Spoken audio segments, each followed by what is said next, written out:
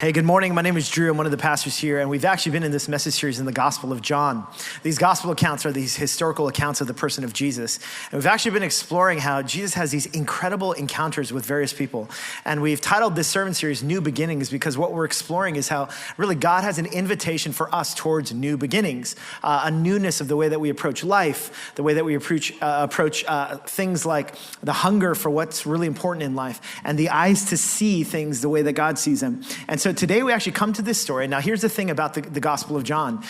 Jesus has all these radical encounters. He's like demonstrated extraordinary power, like we talked about last week, to actually raise the dead from the grave. He's had the power to actually feed thousands of people. And what's so extraordinary is that Jesus' life, as he continues to increase in power and miracles, what happens is he gets closer and closer to his death. And it's really this confounding mystery because here Jesus is demonstrating more and more power, and yet he gets closer and closer to his death. And so we actually come to a scene where Jesus has another encounter, and there's so much for us to learn in this. Check this out. Look at what it says. It says 6 days before the Passover. Now the Passover was, in Jewish tradition, was this time in which the Jewish people would commemorate over a meal and a season in which they would remember the ways that God had delivered his people from enslavement in Egypt. And so Passover, though, it's hinting towards Jesus' pending death. So again, in this gospel account, we're getting hints of what's happening in Jesus' life that's leading towards his death. And look at what it says. Jesus came to Bethany. Now, Bethany should ring a bell because it reminds us of a story. Now, you're going to hear the clues about these various different people that had come up before in different stories. In Bethany, where Lazarus lived. Now, who's Lazarus? If you don't remember, it's Lazarus is that guy whom Jesus had raised from the dead. So if you forgot, just a chapter earlier, Jesus had raised Lazarus from the dead after he had been in grave clothes and in a tomb for 4 days. Now look at what it says. Here a dinner was given in Jesus' honor. Martha served. Martha was someone who's a sister of Lazarus, who was also introduced to us earlier in the Gospel of John, while Lazarus was among those reclining at the table with him. Now I love how these names are used, these historical figures, because here Jesus is having dinner with people, including the guy he raised from the dead. Now, notice what happens in the story. It says, then Mary, who's the sister of Lazarus and Martha, took a pint of pure nard, an expensive perfume. Now, this expensive perfume, which we're going to hear in a moment, is actually worth about 1 year's wages. So if you can imagine just how expensive this perfume is, she poured it on Jesus' feet and wiped his feet with her hair. And the house was filled with the fragrance of the perfume. Now, I read this story. Now you got to understand, 1 year's wages. I did I did some research on this zip code, 10022, that our Midtown church is located in. What is the median income of this zip code? And I discovered it's somewhere between $171,000 a year to $181,000 a year. So pretty significant there. And I remember reading that and looking at it and being like, I hate New York. This is a crazy city. The rest of the median income in the city is $84,000. So you could imagine, this zip code is fairly expensive. Now, here's the thing. So can you imagine then? Let's just say that this pint of pure nard in today's world would be the equivalent of $175,000 a year. Now, could you imagine? Here, Jesus is, and Mary is coming, and I could imagine just being part of this dinner party, having a great time, and Mary brings out this perfume. And I imagine just being like, oh, well, it's kind of expensive. And I can imagine she begins to crush or to crack the perfume jar. I mean, every part of my Korean American immigrant background, I am like, what are you doing? Stop! What's going on here?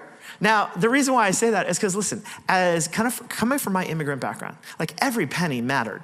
And so, in this one moment, for her to do something so cavalier, with something so valuable that actually has dollar figures kind of attached to it, I would be stunned and up in arms. I'd be like, what are you doing? Tina, my wife, she was stunned when we started dating. I showed her, like, I had this spreadsheet that went back for years that counted every single penny that I'd ever spent. So like 56 cents that I had spent at the bodega on something, like for, some gum or whatever. Like, some of you are like, when did it cost 56 cents? I'm older, okay? Now, listen, so I had all this and I was so proud of it. But like, that was my background. Tina was somewhat like, she was like, whoa, where'd that come from? I'm like, yeah, that's how I roll. Now, you got to understand then. So like, can you imagine if this $175,000 perfume is in one fell swoop, it's crushed and it begins to pour out? I mean, part of me would be like, what in the world is going on?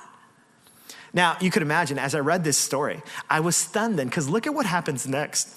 It says, one of the disciples, Judas Iscariot. Now, Judas, if you're not a Christian here, is someone who ends up being the person who betrays Jesus, who was later to betray him, objected. And look at what Judas says. Why wasn't this perfume sold and the money given to the poor? It was worth a year's wages. And I was thinking, oh my goodness, as I'm reading this, I'm like, the same thoughts that I had are the same thoughts that Judas has. I'm like, oh, not exactly the company that I wanted to be associated with. Now, it says that he did not say this because he cared about the poor, but because he was a thief, a keeper of the money bag. He used to help himself to what was put into it. So here Judas is, and it's revealed that, of course, he's making this noble claim. But you got to understand, that's the same kind of claim that I would have made. I would have been like, hey, listen, instead of breaking that perfume jar, why don't you give it to me? In fact, what I'll do is I'll somehow monetize that and I'll keep some. In fact, I'll invest it in such a way that it'll accrue interest so that we can buy more perfume in the future. I know many of you finance types, that's what you were thinking as well, right? Like, I mean, this is how we approach life here, right? There's stewardship, there's common sense, there's conventional wisdom as it relates to money. Now, here's what it says. It basically says that Judas, he says this, but Judas is saying this because he cares about money. So while he's saying something that might be true, he really deeply cares about money. And I realize the same is true for me. Again, money, even though it might not be a temptation of mine, it sure is a temptation when it comes to saving it and thinking I never have enough and thinking like, what can we do with the money? And I can't believe you would do that. You can't believe you would, in one fell swoop, break this $175,000 perfume just for this one moment. What in the world are you thinking?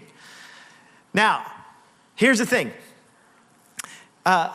This idea, though, of saving money, because some of us might even be confused. Like some of you, maybe you're a money manager somewhere in the city and you're just thinking like, well, Drew, honestly, that does seem like a very wasteful, kind of prodigal way of using this perfume that could have been used in so many different ways. Well, here's the thing. The scriptures actually do talk about the value of saving. So for instance, Proverbs chapter 21, verse 20. Look at what it says. It says, the wise store up choice food and olive oil, but fools gulp theirs down. Now I read this passage, I'm like, yes, this is more my speed. This is what I'm talking about. This is what my parents drilled into me as a child. Like this, exactly this idea of saving and the wisdom associated with it. So here's the question though, which one is it? Is it saving or kind of this flagrant, seemingly irresponsible, extravagant breaking of one's resources in just this one moment? Which one is it? Now notice what Jesus says, because in this moment, because Jesus is addressing what Judas and the other disciples, the same conventional wisdom that comes up in my mind, Jesus responds, and look at what Jesus says. He says, leave her alone. It was intended that she should save this perfume for the day of my burial. You will always have the poor among you, but you will not always have me. Now, remember I told you about the Gospel of John. Yes, it's full and replete of all these different miracles that Jesus does. Feeding the 5,000, raising the dead, walking on water. Jesus does miracle after miracle. But also throughout the Gospel of John, Jesus would be giving these hints about his pending death. He would talk about how his flesh and blood will be poured out for people. So you could imagine like Jesus is giving all these clues about what's going to happen in his life. But here's the thing. The Gospel of John also says that Jesus, God, the Word became flesh and dwelt among us. God was walking in our midst. But it says, even though he came to his own did not receive him. Instead, people, even though he was God in the flesh, people, they didn't have eyes to see him. They didn't have ears to hear him. In fact, a lot of people actually missed out on Jesus. Now, isn't that stunning? That what happens is in the midst of all the times Jesus is leaving these breadcrumbs of his pending death, the fact that he's gonna die. And meanwhile, everyone's like, these miracles though. Feeding the 5,000, that's pretty awesome. Like walking on water, that's pretty awesome. Raising the dead, that's really awesome. And the people that followed him, even his disciples, they were people that, they all had this idea of what Jesus meant by him being the savior of the world. Oh, this means he's gonna overthrow Rome.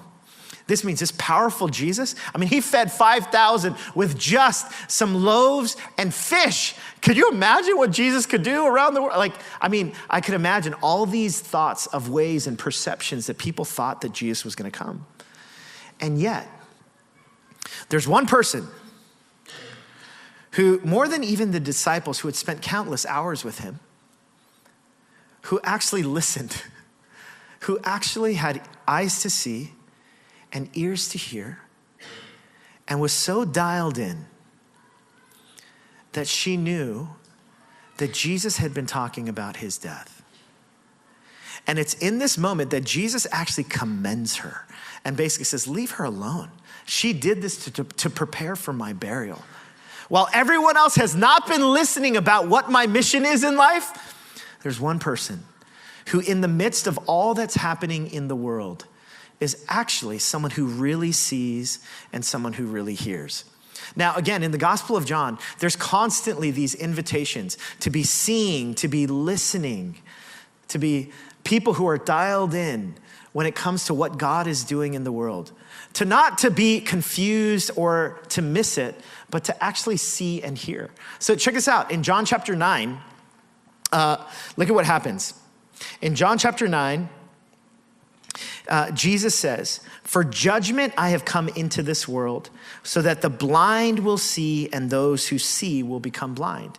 Now, this teaching actually comes after Jesus has healed the man who's born blind. And then the Pharisees and the religious leaders, they're the ones who are basically like, what? What are you doing, Jesus? This Jesus, he's not from God.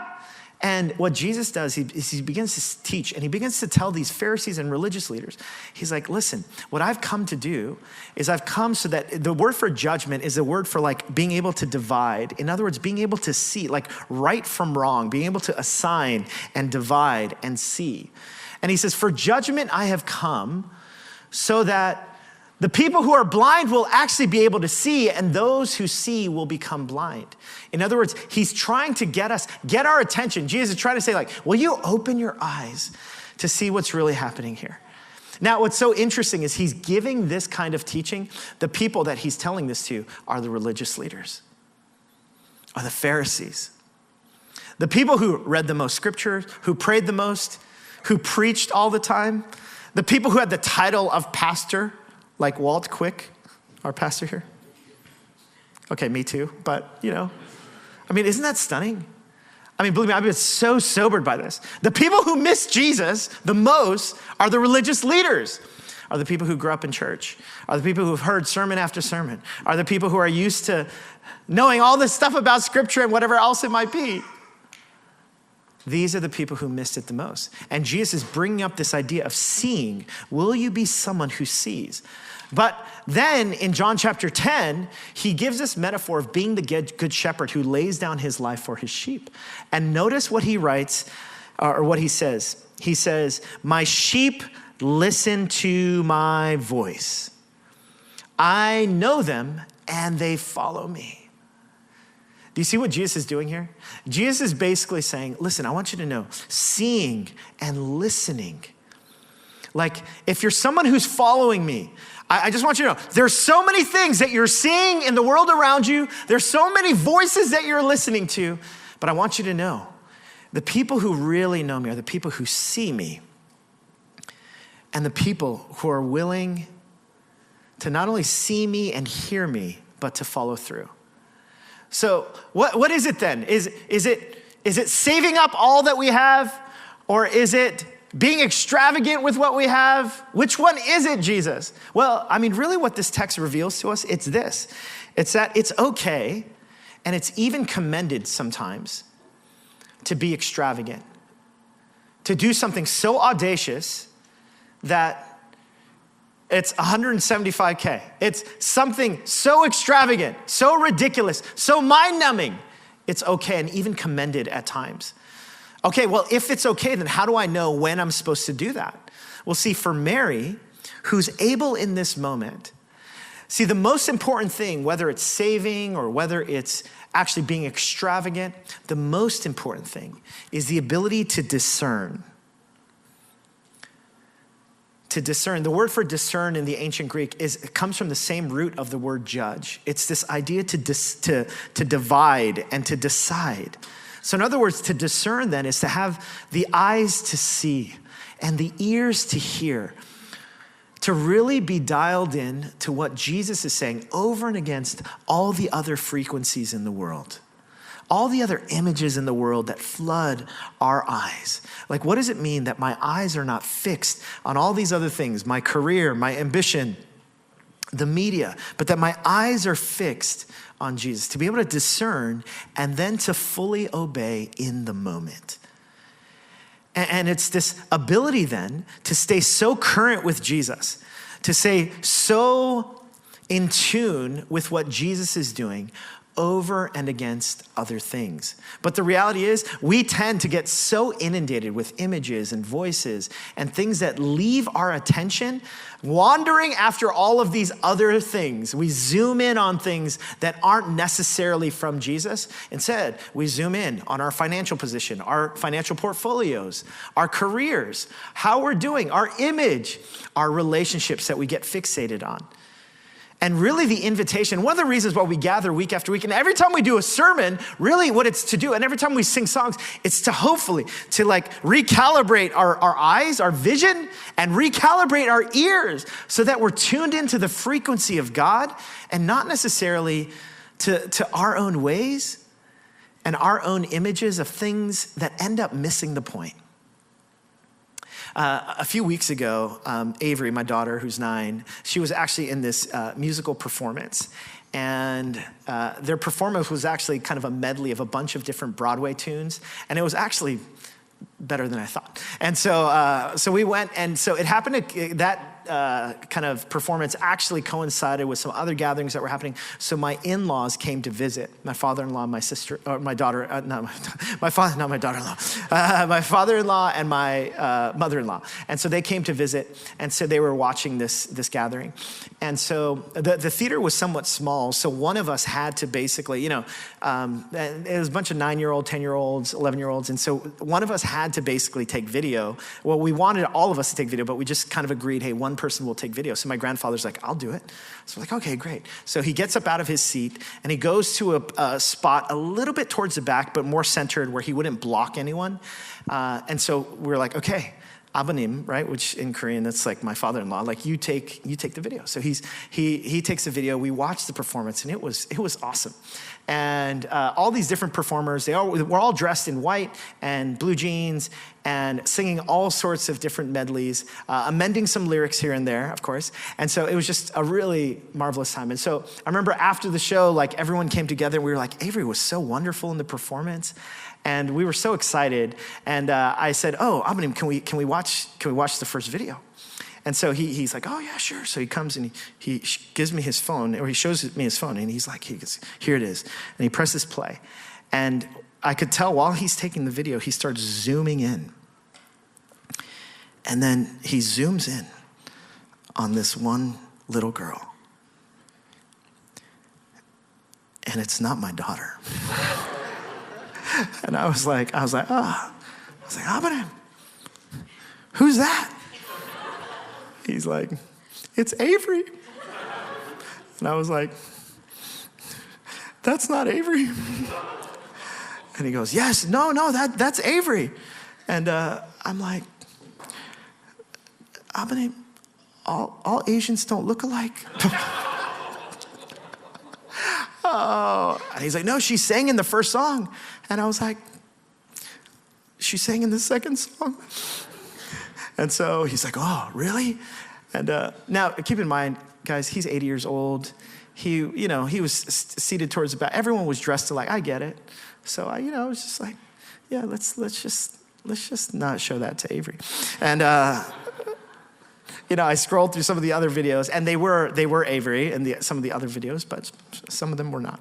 But nonetheless, but it's kind of what we're like. Like our vision is blurry. We kind of think we're seeing things, and we think we've got it right.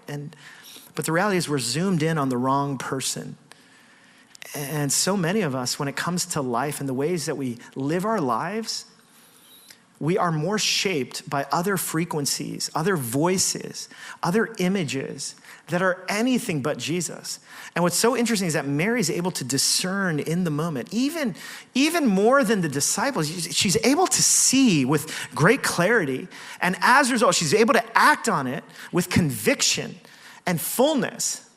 Now, here's a question for you and for me and for all of us today. When you think about your own life, when you think about your career, your ambitions, what takes up your mental energy? What takes up your free time? What takes up your disposable time and energy? What governs the way that you use your money, the way that you approach relationships? And the question for me and for you is, who or what are you seeing and hearing the most? Is it your insecurity? Even today, as you realize like your life, like your career, you're wanting to prove yourself to others, it's been your insecurity that's shaping that. Is it your fear? Fear of losing control. And your eyes aren't fixed on Jesus, it's fixed on your fear. Is it your shame? Your shame doesn't listen to the voice of God. You're listening to the voice of your shame. And your shame kind of gets you into these cycles of continual self-condemnation? Or is it the voice of your parents? And this is not to say that each one of us, you live with your parents, but the voice of your parents, their expectations, their wishes. And what ends up driving you is not necessarily the voice of God. Instead, it's your parents, or it's your friends, or it's the media, or it's social media, or it's the American dream. And the reality is most of us, we function in autopilot. We're just going about life, our careers, relationships, whatever. We find ourselves in bumps and ups and downs and hills and valleys when it comes to life. And we realize that what we're tuned into, what we've got playing in our playlist, or what we're watching and what we're seeing, it's not Jesus in the way of Jesus. Instead, we are more in tune with other things. And Mary has this incredible, unique ability to be able to cut through all the different voices and all the miracles and to be able to see Jesus for who Jesus is. And it's in that moment she's able to discern. See, but it's not only being able to discern, it's also the ability to fully obey. Now, the reason why I say fully obey is because it's easy sometimes to do things halfway, like, oh yeah, okay, God, I heard that, Jesus, okay, I'll think about it some and maybe I'll get to it later. But here Mary is. She's basically like, she discerns the moment. And what does she do? She cracks open $175,000 worth of perfume. Part of me is just like, oh my goodness, the audacity and the courage and the conviction of this woman. And later in another gospel account, it says her story would be told whenever the gospel is told. Why? It's because she's someone who's so discerning, she's able to see, but she also acts on it with full obedience. She's all in. There's no turning back. She's gonna crack this perfume, this bottle, and she's gonna prepare Jesus for his burial. And there's something so stunning about being fully obedient. Yeah, there's a difference between like just thinking about something, discerning it and being like, yeah, I think this is the way that I need to yield to God, versus actually beginning to act on it, doing something different. What does it mean to be fully obedient to that? I was thinking about like sometimes when we talk about being all in, like think about like marriage, for instance. Could you imagine like going to your prospective spouse or whatever and being like, yeah, you know what? I believe in marriage, but I'm going to be 95% in with my significant other. Right? And then the person's like, what's in that other 5%? I don't know, I'll figure it out later. Most of us would be like, that's kind of not how this thing works. right? And in the same way, here, Jesus is inviting Mary and all of us when it comes to a relationship with God to be fully obedient. And the reality is some of us today, we've come here and we're just basically, listen, I was just trying to get here on time. That was the highest goal that I had for today. But here, I'm sharing with you, like, what if a vision for your life would be more than that? Would actually be, what would it look like for you to just be fully all in with Jesus? Fully obedient, to be able to discern, and then to, whether it's with extravagance, to be fully all in with Jesus. Yeah, there's a book that we used to read to our kids when they were younger, and it's this book called Halfway Herbert. And if you notice on the cover, Herbert is this young kid, and if you notice, like his bottom teeth are kind of yellow and gray, and the reason why is because he only brushes half of his teeth, only the top half. You see his hair, like one side is neatly combed, the other side is unkempt and tousled a bit. It's because he only combs one side of his head. And Halfway Herbert, what he does is he only ties one pair of shoes, or one set of his shoes rather, instead of both shoes. And so Halfway Herbert, and what ends up happening is Halfway Herbert ends up making a mistake. He crashes his bike into something, and then he only tells a half truth. And so as a result, when he gets caught for making this mistake, it actually compounds because he told this half truth. He wasn't fully truthful in his disclosure. Now, some of you are like, why are you messing up this story for me? Listen, if you want to buy the book, it's great, okay? You probably could get the moral of this story anyways. But it's the story that talks about, like, what does it mean for us not to be halfway Herberts, but to actually to be all in, to have integrity with our lives. To more than just saying with our lips, oh yeah, I follow Jesus, I'm a like Christ follower. To actually be someone who, like Mary, you're willing to be fully obedient when it comes to all these different areas of your life. Here are some things that I was thinking about when it comes to being fully obedient. I was thinking about being fully obedient with our words. Some of us, when the words that we use towards other people, and just the words that we say, what does it mean for our words to actually reflect a full surrender and obedience? What about with our money? With our money, if I were to poll people in this room and I were to say, like, hey, how many of us here with our money, like, you are doing the best you can? Everyone would say, oh yeah, I'm doing the best I can. But how many of us, when it comes down to it, like if we were to maybe just examine our money a bit more, we'd realize, maybe I'm a bit halfway Herbert with my money. Now, here's the thing about money is there's literal receipts. And so when it comes to your money, what does it mean to be fully obedient and surrendered to Jesus? What does it mean for us when it comes to our bodies and the ways that we use our bodies, whether it's in relationships? And some of us, again, we can sing songs of praise and be involved in church, but when it comes to what I engage in with my body, there are ways in which, I'm not tuned in to the frequencies of God. Instead, I'm tuned into other things. When it comes to my eyes and what I consume with my eyes, the shows and the images that I consume with my eyes. How many of us, what does it look like for us to be fully obedient, to just say, God, I want to surrender to you when it comes to what I look at with my eyes? What about just integrity overall? Like the way that we live our life, the way that hopefully our external world matches our interior world. A few weeks ago, I had this quick exchange with someone, and I could feel myself being really impatient in the conversation. And later on, I felt a little bad about it. And so I just wrote a note and I said, hey, is everything okay? If everything's okay, just let me know. But then I kept like feeling this weightiness of like, I need to apologize. I need to apologize for my impatience in the conversation. And then I was like, I don't think I need to apologize. I mean, I already wrote that other note, and I'm a pastor. Like, the person probably knows that I'm like, I'm a good guy.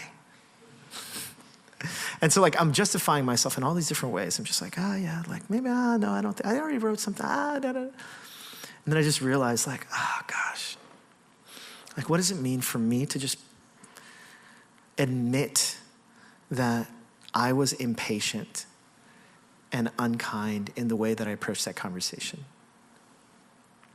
So I felt deeply that I needed to write like a full apology. No matter how the person responded, just write a full apology for like this.